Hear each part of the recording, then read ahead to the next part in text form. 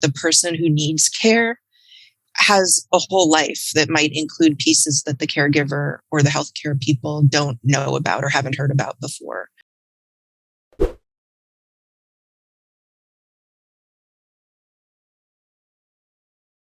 Sexual health is determined by the quality and safety of people's relationships, with oneself and other individuals, with family and friends, and the society in which we live, including the gender norms that shape our experiences. These relationships are themselves dependent on whether everyone's human rights related to their sexuality are realized and protected.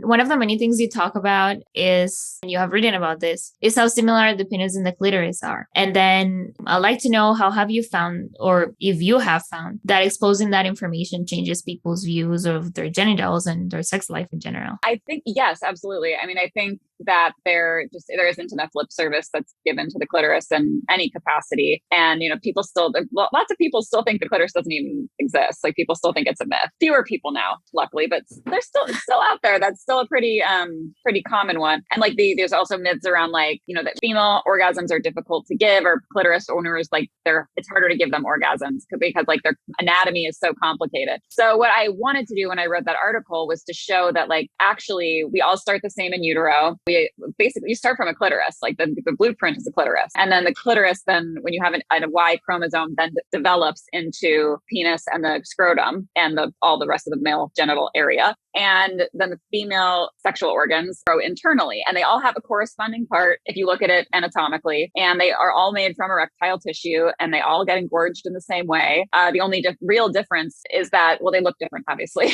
and they're different sizes, even though the full structure of the clitoris is about the size of the average male penis. It's about 5 inches. And the only real difference is that the urethra goes through the penis, and you also ejaculate through the penis, and you don't through the clitoris. And so that's basically what the only real difference. And it's not hard. And my goal with that was to show people that no, the clitoris is not that difficult to figure out. Yes, orgasms are totally possible. And the only reason we have done that is because we have a crazy patriarchal society that prioritizes male pleasure over female pleasure. And we don't have any good sex education. There is another question that comes to mind. It has to do with male presenting people and sex toys, because you mentioned how, there are all this type of misogynistic messages. And then there is also an effect to masculinity in there and the way they think of themselves. And then does that also affect the way people see male presenting people see sex toys? Are they more reluctant? Have you found that they're maybe more reluctant to try that? Or in your experience, has it been the same? Yeah, it's definitely, I'd say female bodied people are much more open to trying them. With a male bodied person, sex toys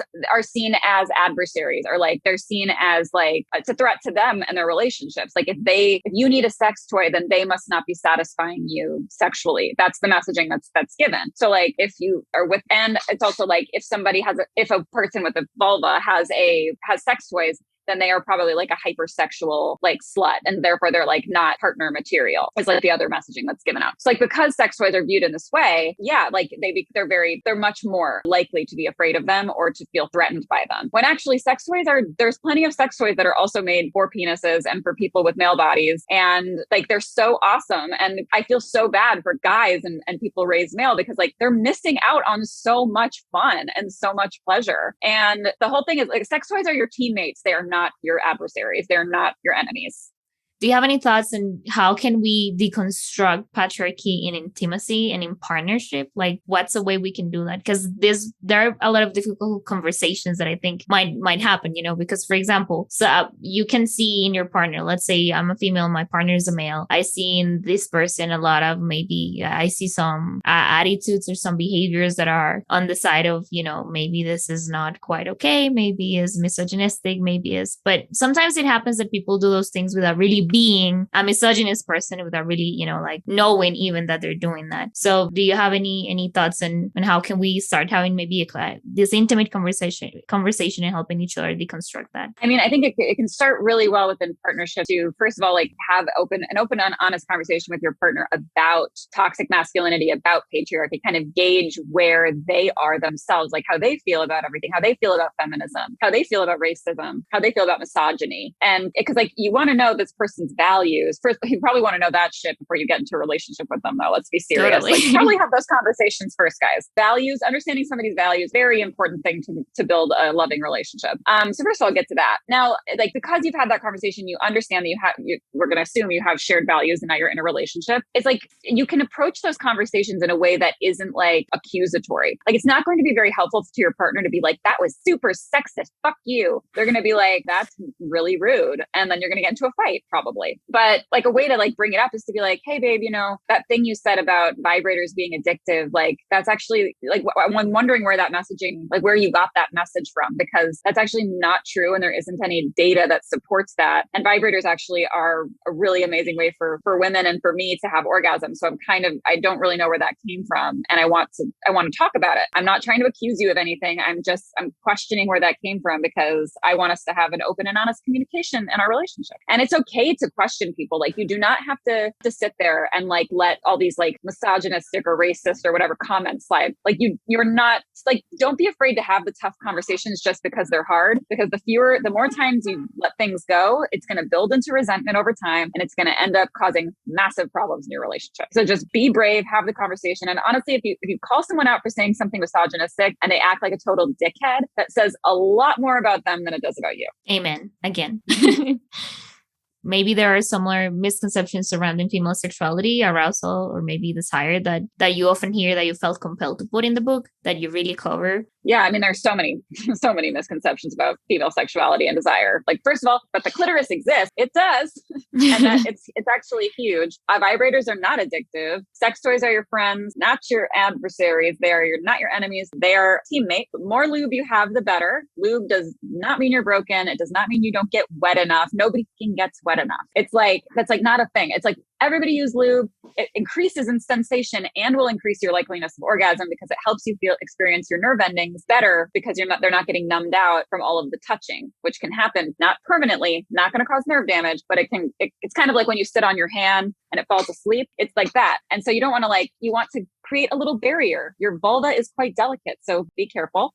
STIs do not make you bad. They do not make you broken. There's no such thing as being clean. So we should do away with that bullshit. And when it comes to female desire in women is just as strong and just as intense as it is with men. Female-bodied people and people raised female typically experience desire in a responsive way. So you don't always get there's spontaneous desire, which is kind of like just randomly getting horny, which can happen, of course. But there's responsive desire, which usually was this desire that comes from like either a willingness to have sex or some kind of sexual stimuli like porn or like a sexy audiobook or Outlander, pretty much any episode of that. And that can cause sexual desire. So I think it's like, we expect people to just like randomly get horny all the time. And that's how you're supposed to experience sex. But actually your sex life and having good sex takes a lot of work. It takes like constant care. It's like having your sex life and your sexuality are like a house. You need to water it. You need to give it food, and it needs lots of sunlight and lots of love, or it's going to die. And your sexuality needs sex toys and vibrators and lube and porn and attention and love and maybe some BDSM, probably, maybe. If you want. No pressure. You also mentioned something else about race and about how like people end up just like hypersexualizing certain people, certain races, certain groups of people. How do you think what do we need to do to like resist that or like to make that stop? Because I think that's also a very unseen part of racism and even white supremacy and even patriarchy is seeing women and then women of certain groups and just people of certain groups, not only women, not only female presenting folks, as just this sexualizing them, hypersexualizing them. What do you feel like we need to do as a society to change this narrative when it comes to sex? Well, I mean, as a society, we need to stop being racists. It's kind of like the main, you really, really chill. With, like, Just racism. don't. I mean, but there are a lot of great companies that are trying to combat this issue. You have like Afterglow and Erica Lust and like all of these cool ethical porn makers who are making porn that is trying to be more representative of different body types, of different races, of different gender presentations, and that kind of thing, in a more like in a pleasurable, equalized way, and actually doing sex acts that like the actors want to do, and they have a say in the script, and everyone is paid equally. Like, wow, what a notion! And so it's like, first of all, so that's a huge thing that people are trying to combat it. But it's like, I mean, I don't really like, I don't know where to even begin, because like so much would need to happen to like basically like to take down and take apart the huge porn industry that's built on the back of, frankly, people being racist and people being like having sexualizing people of other races, which is people of different races, because that's just like, that's so messed up. I want to just destroy it from the inside, blow it up. Yeah, but then maybe let's narrow it down maybe to an individual level. Then, like as a person, you and me, what could we do? What we can do is pay for your porn. Like there are so many great sites like Erica Lust, you have Afterglow, you have Pink Label TV, Make Love Not Porn. There are like awesome ethical porn sites that make like really good stuff that's really high quality, totally representative of different people, gender presentations, different races, different body types, different sex acts. And as a person, the way that you on an individual level can stop is to not participate in not go to free tube sites and not watch like racist fetishized porn. It's like, if you don't do it, if everybody stops doing it, they won't have anyone to watch, and then they won't have any more money. So that's what you can do. Just pay for your porn like you do for all other art forms. Like you pay for Netflix. Why wouldn't you pay for your porn? Come on. It's ethics. These are basic ethics. Yeah. Oh man, I'm exhausted by this. You're so right. I love that. You pay for Netflix, pay for your porn. Come on, level up. I'd like to talk a little bit about mental health and in relation to sexuality. And I'd like to start by asking about trauma, because you said you are working on that. You're specializing on that. And I think if there is anybody in this moment listening or watching this episode and has been through something, and they're trying to struggle to go back and, regain the power, the control over their sex lives, what would you tell them? That is sort of the $1 million question. Again, it is like, it is very subjective, and it's going to be based on person to person. But if anybody like who is listening to this has experienced sexual trauma, first of all, trigger warning, obviously, like if you're getting uncomfortable, feel free to turn this off. Sorry, no, that's not good for your listeners, but that's perfect. That's fine. But basically, like if you've been through a sexual trauma, the first thing to understand is that it is no way your fault. Nothing you did brought it on. You are not to blame in any way. This is not something that should have happened to you. It is extremely messed up. And if you're experiencing problems with sex as a result, these issues are fixable. There are professionals who want to work with you. There is help out there, and you deserve to have a full and beautiful sex life, no matter what has happened to you or where you've been or who you are or where you come from. You deserve to have a beautiful, fulfilling sex life that is pain-free and pleasurable and full of orgasms and everything you wanted and more. Hell yes. Thank you. Okay. And then in a more general level, how do you think that exploring sexuality and sexual desires can improve mental wellness specifically? I mean, it helps with so many different things. Like exploring your sexuality is like, as long as if you're not in the asexual community and you are a allosexual person who experiences sexual desire, exploring your sexuality is like, it's like a huge part of coming into your own and understanding who you are, and understanding your place in the world and what you want out of life and what brings you pleasure. Pleasure is such a beautiful thing. And it's so liberating and amazing to experience true, incredible sexual pleasure and orgasms. And like, it helps with everything. Like orgasms help with anxiety. They help with sleep. They help with stress levels. Some studies have suggested they make your skin better. I can personally attest they definitely do. And so they're just all over. Like, it's very empowering. It builds confidence. It's basically the best thing in the world. Like there's nothing it doesn't do that's amazing. All right. But as far as like, it's sexual, as far as like our overall mental well-being, it helps you be more confident. It helps you feel more embodied. It helps you feel better about yourself, and it helps you know yourself better. So what could be better? True, of course. And you mentioned something just a moment ago. You talked about asexual people. And I think that's also worth talking about a tiny little bit. I feel like many of the people who turn like they find out they're asexual because that is more difficult to find out than any other orientation, I would say, personal opinion. How can they, because I think a common denominator is that people tend to feel broken. So the first step to that is I feel broken. I feel I'm off. I feel something's wrong with me. But is there something really wrong? Like what's going on and how should they think of it? I mean, yeah, I was one of the, I mean, I don't do conversion therapy. So one of like the first things I try to ascertain with clients who like experience low desire or don't feel like they experience like that they don't experience sexual desire is to determine whether that is asexuality. And there's nothing wrong with being asexual. Like lots of people are asexual and live happy, wonderful lives. You don't need to have sex to have happiness. Like if you don't experience sexual desire, and you may still want to have sex if you're asexual in some instances, like Ph.D. who enjoy sex, who don't have sexual desire but like to have sex. They like the physical release. They like the way that they like having orgasms, and they like kind of the overall physical benefits that having orgasms can have. So my point being, like, if you think that you might be asexual, it's worth investigating. It's worth like learning everything you can, following sex positive people. You can learn more about it. There's so many amazing articles now that like have really good explainers. And any way that you experience, if you're asexual and you are, and that's actually your experience, and you feel like that you identify with that, there's nothing wrong with that. And any way that you choose to explore that is completely valid and awesome.